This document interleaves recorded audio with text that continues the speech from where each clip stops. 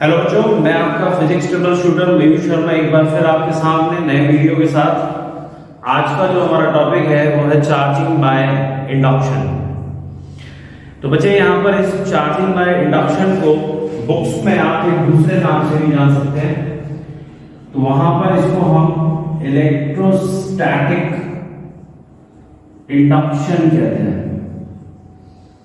तो charging by induction को हम इलेक्ट्रोस्टैटिक इंडक्शन भी बोल सकते हैं और ये हमारा फर्स्ट यूनिट यानी कि इलेक्ट्रोस्टैटिक्स का ही एक पार्ट है। अब इलेक्ट्रोस्टैटिक इंडक्शन होता क्या है?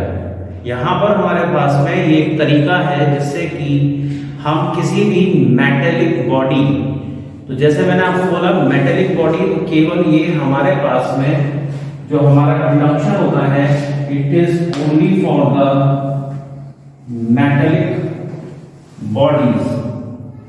मेटेलिक बॉडीज जैसे आपका iron, copper, aluminium, gold, silver, जितने भी मेटल्स होते हैं ये केवल उसी में हो पाता है। इसका रीजन ये है कि यहाँ पर जो हमारे पास में मेटल्स होते हैं they are the good conductor of electricity, जिसका मतलब इसके अंदर फ्री इलेक्ट्रॉन्स अवेलेबल है। तो ये मेटेलिक बॉडीज में हम क्यों कर पाते हैं? क्योंकि यहाँ पर फ्री इलेक्ट्रॉन्स होते हैं। फ्री इलेक्ट्रॉन्स होते हैं वो आसानी से कहीं पर भी मूव कर सकते हैं। जैसे आपने देखा होगा कि हमारे किसी गैस को अगर हम किसी कंटेनर में बंद कर लें या हमारे आसपास जो गैस है उसके जो मॉलिक्यूल्स होते हैं they are always in the state of random motion, यानी मतलब वो किसी भी डायरेक्शन में मूव कर सकते हैं और रैंडमली पूरे में घूम फिर रहे हैं। तो मेटल में भी कुछ इसी तरीके की स्थिति होती है। उसके अंदर जो फ्री इलेक्ट्रॉन्स होते हैं वो किसी भी डायरेक्शन में मूव कर सकते हैं। ठीक है, तो यहां पर इलेक्ट्रोस्टैटिक इंडक्शन को समझने के लिए हमें पहले समझना चाहिए कि ये मेटेलिक बॉडीज में होते हैं और इनमें फ्री इलेक्ट्रॉन्स होते हैं जो आसानी से मूव कर पाते हैं। ठीक है, ये एक टेम्परेरी प्रोसेस है। टेम्परेरी प्रोसेस यानी कि इंडक्शन में परमानेंट चार्ज नहीं आता। इसकी हेल्प से हम परमानेंट चार्ज ला सकते हैं, लेकिन इंडक्शन एक टेम्परेरी प्रोसेस है जिसमें चार्ज केवल एक पर्टिकुलर कंडीशन में आता है और वो कंडीशन कैसे होती है वो हम अभी डिस्कस करेंगे। इसमें नो फिजिकल कांटेक्ट यानी कि दो बॉडीज जो हम जिनकी हेल्प से इंडक्शन दिखाते हैं तो उन दोनों बॉडीज में कोई फिजिकल कांटेक्ट नहीं होता। अब हम समझते हैं कि इलेक्ट्रोस्टैटिक इंडक्शन किस तरीके से होता है। इसके लिए हम ये मान के चलें कि हमारे पास में एक मेटेलिक बॉडी है। तो मेटेलिक बॉडी के अंदर क्या बताया मैंने? Free electron. अब जैसे कि अगर हम यहाँ पर देखें तो नॉर्मल कंडीशन में कोई भी मेटेलिक बॉडी जो होती है, ठीक है, इसके अंदर क्या भरे होते हैं? Free electrons. अब इस फ्री इलेक्ट्रॉन्स के पास में हम यहाँ पर कोई भी एक चार्ज बॉडी लेकर आए। अब जो चार्ज बॉडी हम इसके पास में लेकर आ रहे हैं वो पॉजिटिव भी हो सकती है और नेगेटिव भी हो सकती है। ठीक, सपोज करिए कि मैंने अभी फिलहाल यहां पर एक पॉजिटिव चार्ज बॉडी यहां पर रखी। ये मेटल है, ये हमारे पास में चार्ज बॉडी है। अब इस चार्ज बॉडी पर हमने चार्ज दे रखा है, कौन सा? Positive charge.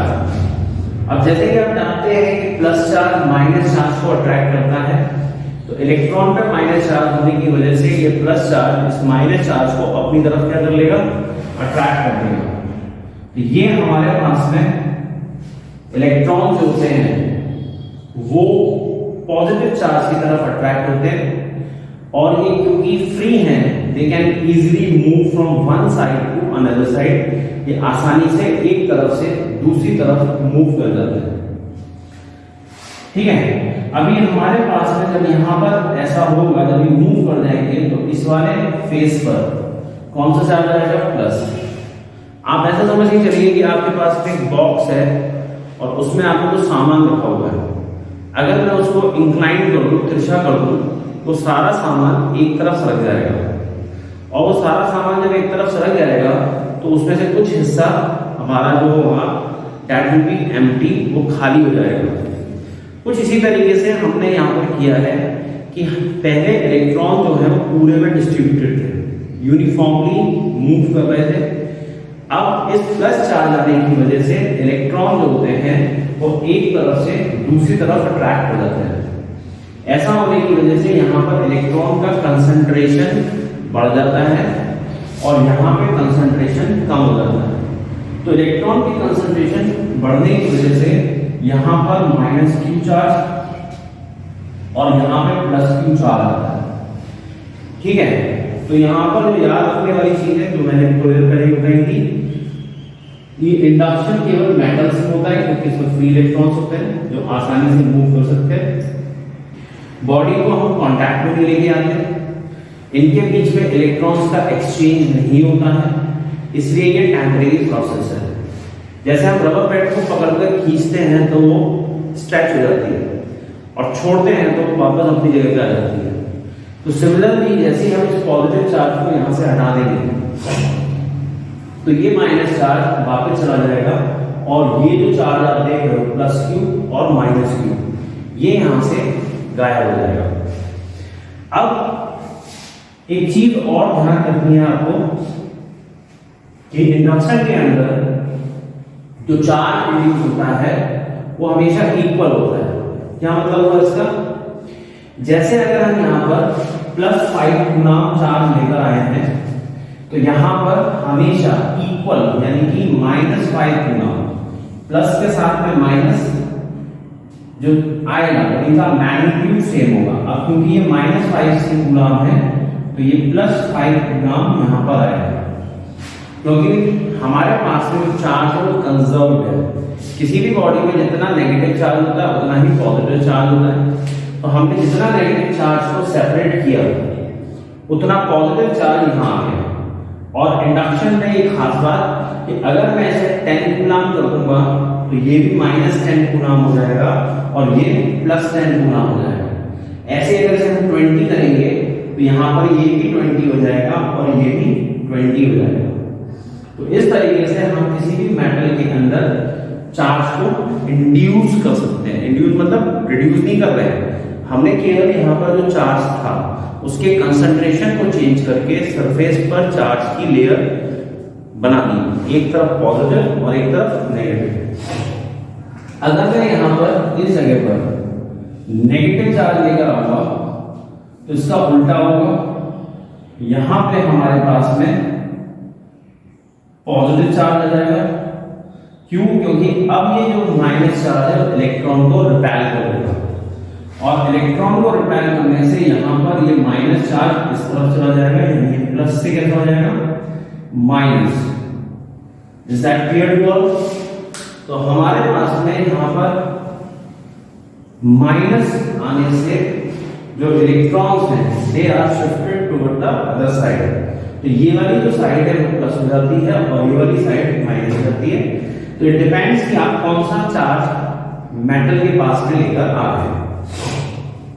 ठीक है, अब बच्चों यहाँ पर एक चीज आपको यहाँ पर बताते हैं कि इसको हम इंडक्शन को किस तरीके से यूज कर सकते हैं किसी भी मेटेलिक बॉडी को चार्ज करने के लिए। तो हमारे पास में मेटेलिक बॉडी को चार्ज करने के लिए हम सबसे पहले देख रहे हैं charging of a sphere using induction. ठीक है, charging of a sphere, sphere obvious है, स्फीयर जिसकी हम बात कर रहे हैं वो कैसा होगा, मेटल का होगा। यानी हमारे पास में एक neutral, electrically neutral metal sphere है और उसको हमें पॉजिटिव या नेगेटिव चार्ज देना है। तो हम इसको स्टेप्स में देखेंगे। तो यहां पर हमारे पास में स्टेप 1, तो स्टेप 1 के अंदर जब हम यहां पर देखते हैं तो हमारे पास में सपोज करो कि ये एक मेटल का स्फीयर है और इस मेटल के स्फीयर को हमारे पास, तो ये हमारे पास कौन हो गया, मेटल स्फीयर। ये क्या हो गया हमारे पास में, इंसुलेटिंग स्टैंड। इंसुलेटिंग स्टैंड क्यों लगाया कि अगर हम यहाँ पे कंडक्टिंग स्टैंड लगाते तो अगर हम इसको चार्ज देते तो चार्ज अर्थ में या किसी चीज में फ्लो कर जाता। इंसुलेटिंग स्टैंड यहाँ पर चार्ज को नीचे फ्लो होने नहीं देगा। तो ये अभी आपकी इनिशियल कंडीशन है, मेटल स्फीयर पे कोई चार्ज नहीं है और ये इसको एक इंसुलेटिंग स्टैंड पर लगा रखा हुआ है। इंसुलेटिंग स्टैंड की वजह से जो चार्ज हम आगे देंगे वो नीचे की तरफ या किसी दूसरी बॉडी की तरफ फ्लो नहीं कर पाएगा। अब स्टेप 2, सपोज कीजिए कि मुझे इसको प्लस चार्ज देना है। कौन सा चार्ज देना है, प्लस चार्ज देना है। तो प्लस चार्ज देने के लिए मुझे यहां पर जो बॉडी रखनी पड़ेगी वो कैसी होगी, नेगेटिव होगी, यानी कि यहां पर हमें इसको माइनस चार्ज देना पड़ेगा। तो ये माइनस चार्ज, तो ये माइनस चार्ज जब हम देंगे तो हमारे पास में इस तरफ पॉजिटिव चार्ज इकट्ठा हो जाएगा और इलेक्ट्रॉन्स यहां से मूव करके दूसरी साइड पे आएंगे तो ये माइनस चार्ज हो जाएगा। इसको बोलते हैं हम चार्जिंग बाय इंडक्शन। अब बात आती है बच्चे कि यहाँ पर ये टेम्परेरी प्रोसेस है। मैं रॉड को हमेशा खड़े लेके तो यहाँ पर खड़े नहीं हो सकता, तो इसके लिए अगर मैं इसको परमानेंटली चार्ज करना चाहता हूँ तो उसके लिए मुझे क्या करना चाहिए, तो यहाँ पर हम एक नई चीज करते हैं और हम यहाँ पर इस स्फीयर को कनेक्ट कर देते हैं किसके साथ में, अर्थ के साथ। ये हमारे पास में अर्थ का कनेक्शन है। अर्थ 0 वोल्ट पर होती है। अर्थ एक बहुत बड़ी कंडक्टर है, ठीक है, और उसका जो चार्ज है वो हमेशा 0 रहता है, टोटल चार्ज। हम जैसे एक मान के चलें कि एक हमारे पास सी, ओशियन, एक समुंदर है, अगर उसमें से 1 मग वाटर आप निकाल लें और 1 मग वाटर उसमें डाल दें तो उसके पानी में कोई ज्यादा फर्क नहीं आने वाला। सेम उसी तरीके से कंडक्टर, हमारे पास में जो अर्थ है वो भी एक कंडक्टर है, लेकिन ये इतनी बड़ी है, इसके बाद इतना चार्ज है कि हम अपनी डेली लाइफ में जो चार्ज यूज करते हैं वो सारा का सारा उसको दे देंगे तो भी उसके चार्ज पर कोई फर्क नहीं पड़ता, वो न्यूट्रल रहती है। और अर्थ के कांटेक्ट में कोई भी बॉडी आती है तो सारा चार्ज अर्थ पर ट्रांसफर हो जाता है। जैसे कि यहां पर अगर हम देखें तो यहां पर हमारे पास ये प्लस चार्ज और इधर के जो इलेक्ट्रॉन्स हैं वो इलेक्ट्रॉन जो होते हैं वो नीचे की तरफ फ्लो कर जाएंगे जैसे ही हम इसको अर्थड करेंगे। तो हुआ क्या कि यहां से इलेक्ट्रॉन जो हमने हटाए थे, सेपरेट किए थे, वो नीचे चले गए और ये प्लस चार्ज इसके साथ बाउंड है बॉडी के साथ, तो ये इसके ऊपर रहेगा। अब ये हमारे पास में हम देखते हैं स्टेप नंबर 4। स्टेप 4 में अब हमने इलेक्ट्रॉन जब हटा दिए तो हमें यहां पर सबसे पहले ये कनेक्शन हटाना होगा। अगर हम रॉड को हटा देते हैं तो जो इलेक्ट्रॉन नीचे गए थे वो अट्रैक्ट हो जाएंगे इस पॉजिटिव चार्ज से और वापस ऊपर आ जाएंगे। तो अगर मैं यहाँ पर इलेक्ट्रॉन जब चले गए तो उनके वापस लौटने का रास्ता मैंने क्या कर दिया, बंद कर दिया। तो जब वापस लौटने का रास्ता जब हमने बंद कर दिया तो अब हमारे पास में केवल क्या रहेगा, हमारे पास में केवल यहाँ पर ये पॉजिटिव चार्ज रह गया और इसको अभी हमने एक स्टिक से के साथ हमने इसको क्या करना है, बाउंड कर रखा है। अब अगर हम यहां से इस स्टिक को हटा देंगे तो ये मेटल की प्रॉपर्टी होती है कि जो भी चार्ज हम उसको देते हैं, तो इलेक्ट्रोस्टैटिक्स में जब भी आप किसी मेटल को चार्ज देते हैं वो चार्ज पूरे पर यूनिफॉर्मली डिस्ट्रीब्यूट हो जाता है, उसके सरफेस पर बिखर जाता है। तो अब हम जब देखेंगे तो हमारे पास में ये इस तरीके से ये जो स्फीयर है, ये स्फीयर पर सरफेस पर ये प्लस चार्ज जो है पूरी तरीके से स्प्रेड हो गया। तो इस तरीके से हमने इंडक्शन की हेल्प से इलेक्ट्रॉन को अलग किया, अर्थ से कनेक्ट करके हमने इलेक्ट्रॉन को अर्थ में ट्रांसफर कर दिया। This is called conduction. और कंडक्शन से जब इलेक्ट्रॉन नीचे चले गए तो हमने यहाँ पर कनेक्शन को हटाया और केवल पॉजिटिव चार्ज इस पर रह गया और वो परमानेंटली उसके ऊपर अब रहेगा। ठीक है, इस तरीके से हमारा स्फीयर एक पॉजिटिवली चार्ज बॉडी बन गया। हम अगर इसका उल्टा करते हैं, यानी कि हम यहाँ पर प्लस लाते हैं, तो ये इलेक्ट्रॉन जो होते हैं वो यहाँ पर आ जाते हैं और प्लस चार्ज यहाँ। उस कंडीशन में अर्थ अपने इलेक्ट्रॉन देकर उस प्लस चार्ज को खत्म कर देती और माइनस चार्ज यहाँ पर रह जाता। तो हमेशा याद रखिए, अगर आपको बॉडी को प्लस चार्ज करना है तो माइनस लाना पड़ेगा, और अगर माइनस करना है तो प्लस लाना पड़ेगा, जस्ट अपोजिट चार्ज। अब हमारे पास में यहाँ पर अभी तो हमने एक स्फीयर को यहाँ पे चार्ज किया है, अब हम यहाँ पर दो स्फीयर्स को चार्ज करना चाहते हैं। तो जब हम यहाँ पर दो स्फीयर्स को चार्ज करना चाह रहे हैं तो वो हम कैसे कर सकते हैं? तो charging of two metal spheres using induction. Induction की हेल्प से हमने दो मेटल स्फीयर्स को अब क्या करना है? चार्ज करना है। तो इसको जब हम चार्ज करना चाहते हैं तो यहां पर फिर दोबारा से स्टेप 1 है हमारे पास। स्टेप 1 में अब मेरे पास में एक की जगह पर दो मेटल स्फीयर्स है।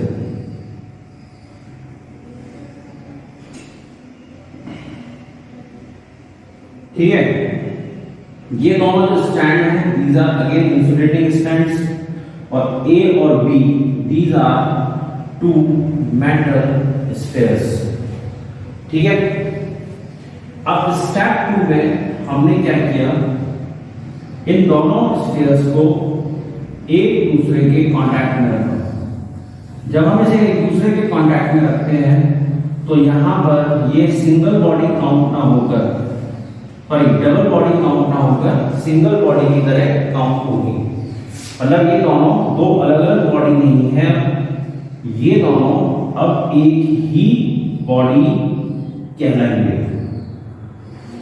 अब मैंने यहां पर कोई स्टिक रखी, इस स्टिक को रखने पर ये प्लस चार्ज में यहां पर लेकर आया स्टिक के ऊपर, और यहां पर हुआ क्या कि यहां के जो इलेक्ट्रॉन्स हैं, यानी कि यहां से इलेक्ट्रॉन मूव करके यहां आ जाएंगे और इस एंड पर प्लस चार्ज आ जाएगा, क्योंकि ये बीच में कनेक्टेड है।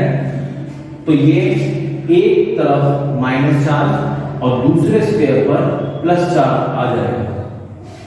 अब जैसे मैं इसको हटाऊंगा तो इलेक्ट्रॉन वापस चले जाएंगे। तो हम यहां पर क्या करेंगे कि यहां पर हम इन इलेक्ट्रॉन्स को बिना बताए धोखा देंगे। अब धोखा कैसे दिया जाएगा? धोखा देने का मतलब यहां पर ये हो गया भाई कि यहां पर हमने इनको बिना बताए, यानी कि हमने हल्के से दोनों स्फीयर्स को अब कांटेक्ट में ना रखकर एक दूसरे से अलग कर दिया। और जब ये अलग हो गया तो इलेक्ट्रॉन को तो पता ही नहीं लगा कि भाई उनके साथ धोखा हो गया। हुआ क्या है कि जो इलेक्ट्रॉन यहां गए थे वो हमेशा हमेशा के लिए मेटल स्फीयर बी पर रह गए, और यहां से इलेक्ट्रॉन पर डेफिशिएंसी हो गई ए पर। तो यानी हमने पहले इंडक्शन की हेल्प से इन इलेक्ट्रॉन्स को ए से बी पे ट्रांसफर किया, और फिर हमने उन दोनों स्फीयर्स को अलग कर दिया। अब अलग करने से इलेक्ट्रॉन्स के वापस जाने का रास्ता बंद हो गया। अब उनके साथ ये धोखा हुआ है तो उनको कैसे पता लगेगा? जब मैं ये स्टिक हटाऊंगा तो ये चार्ज लौटने की कोशिश करेगा। जब ये चार्ज लौटने की कोशिश करेगा तब बेचारे इलेक्ट्रॉन्स को पता लगेगा कि भाई उनके साथ में धोखा हो गया, यानी कि अब वो कभी भी एज पर लौट नहीं पाएंगे। तो ये चार्ज एक दूसरे से मिलना चाहता है, लेकिन बीच में कनेक्शन क्या हो गया भाई? टूट गया। तो जब एक कनेक्शन टूट गया तो अब माइनस वापस नहीं जा सकता, नेगेटिव चार्ज बी पे चला गया और पॉजिटिव चार्ज कहाँ रह गया? ए पर। अब जैसे कि मैंने आपको बताया कि अगर हम इनको सेपरेट कर देंगे तो सेपरेट करने पर ये पूरा चार्ज कहाँ चला जाएगा? बॉडी के ऊपर, मेटल के ऊपर पूरी तरीके से यूनिफॉर्मली डिस्ट्रीब्यूट हो जाएगा। यानी हमारा मेटल ए पॉजिटिव चार्ज हो गया और बी जो है वो नेगेटिव चार्ज हो गया। तो इस तरीके से हमने इंडक्शन से एक मेटल स्फीयर और दो मेटल स्फीयर को चार्ज करना सीखा, और आज हमने सीखा कि इलेक्ट्रोस्टैटिक इंडक्शन क्या होता है। तो ठीक है बच्चों, आज के वीडियो में इतना ही है। अगले वीडियो में हम और नई चीजें आपके लिए लेकर आएंगे। तब तक हमारे ऐसे ही वीडियो को लाइक करते रहिए, सब्सक्राइब करते रहिए और ज्यादा से ज्यादा शेयर करिए। Thank you.